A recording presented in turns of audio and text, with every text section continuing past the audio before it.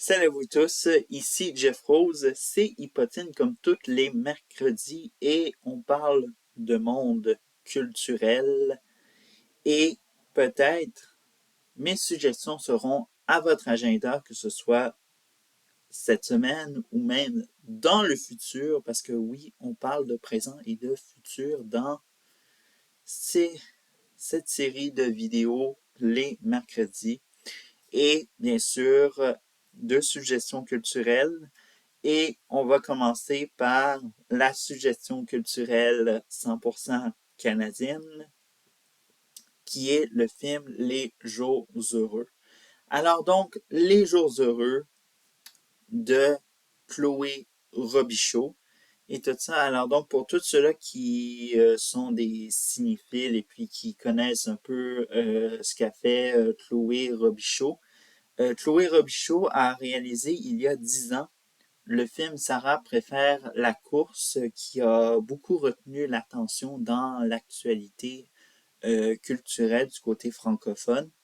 Et dans ce film en 2023 qui se nomme Les Jours heureux, évidemment, on parle de Emma, qui est une étoile montante de la musique classique et tout ça. Alors donc, tout va très bien dans sa carrière, évidemment.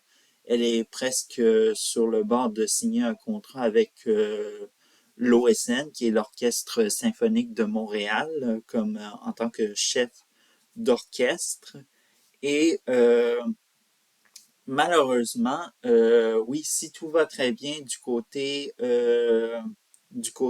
professionnel, mais du côté privé, ça ne va pas très bien pour Emma, qui se retrouve empiétrée face à l'emprise qu'a son père Patrick, qui est interprété par Sylvain Marcel. Ça va être un peu intéressant de le voir dans un drame parce qu'on l'a tout le temps vu dans disons-le, des comédies. Et là, c'est un drame, évidemment. Et son père, il est, disons-le,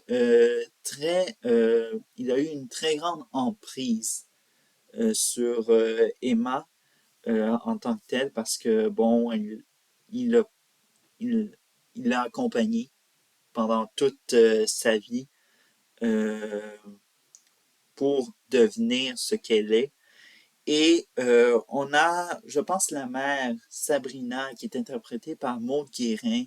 Maude Guérin, l'une des actrices les mieux qualifiées pour un drame. Si vous avez besoin d'une actrice pour faire un drame, eh bien, vous avez besoin de Maude Guérin parce que Maude Guérin, vraiment, euh, crève l'écran également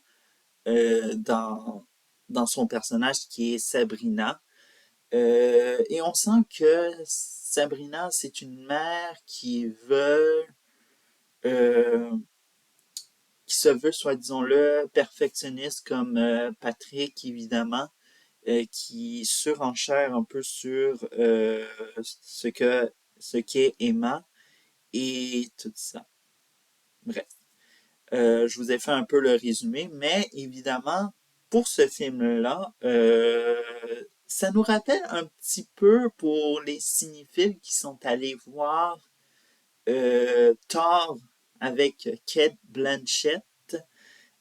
C'est un peu le même scénario, mais c'est pas un copier-coller. C'est un peu, il y a des petites similitudes. Euh, les On parle de femmes chefs d'orchestre, on parle de drame côté personnel pour les personnages.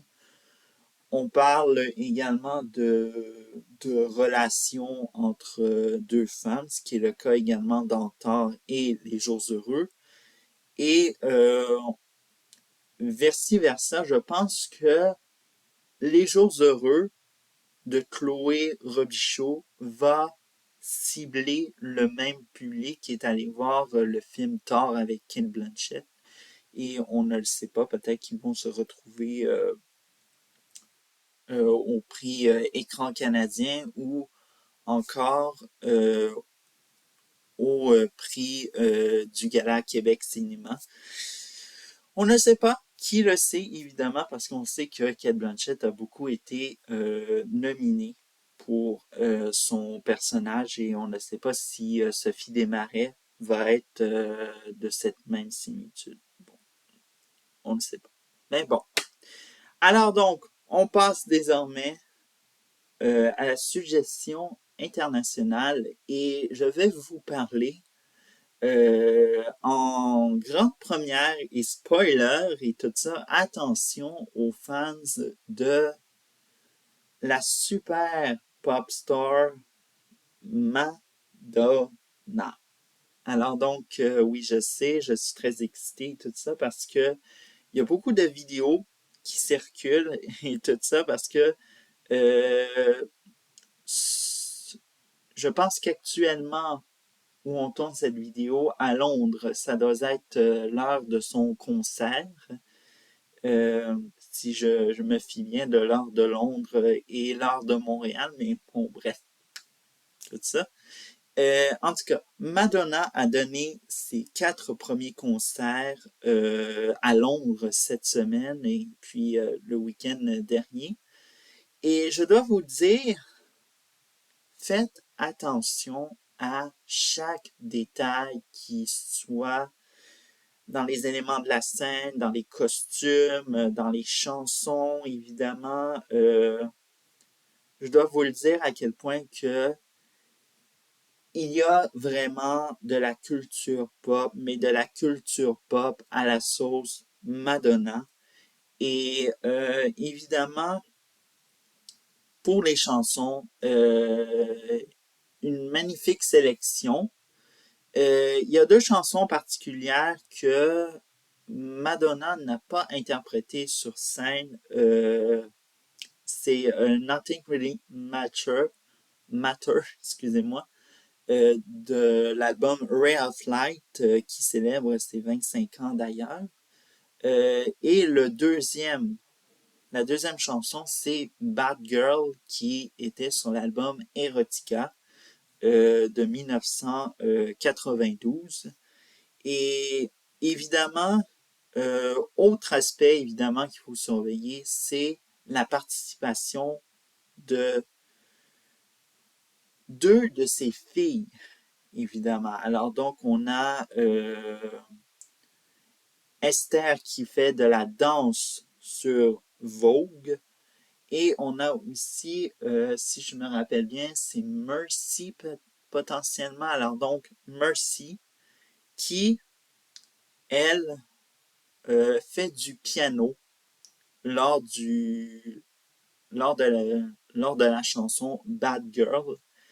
Et évidemment, on sent peut-être qu'il y a eu une idée de faire concurrence à ce que fait Blue Ivy, la fille de Beyoncé dans la tournée Renaissance, et ce que font Mercy et Esther dans, soit disons-le, la tournée Celebration.